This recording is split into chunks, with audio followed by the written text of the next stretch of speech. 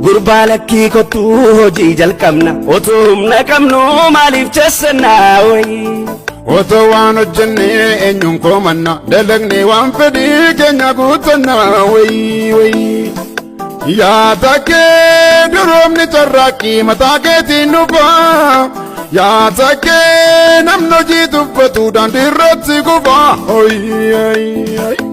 Yaa buzee samiirraa doolaari gasiif roobuun jiru.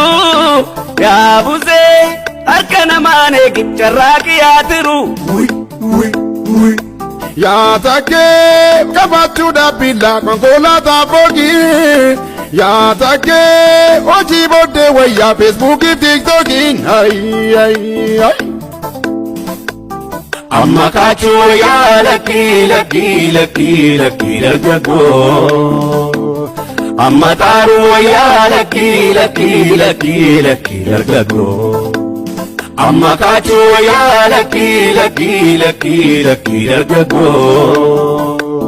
Tartaafachoo yaa lakkii lakkii lakkii lakkii sitti ni qoodakoo. Brother, my sister, Gammadu forever, Imsoji, Risimo, Bitogi, Messenger.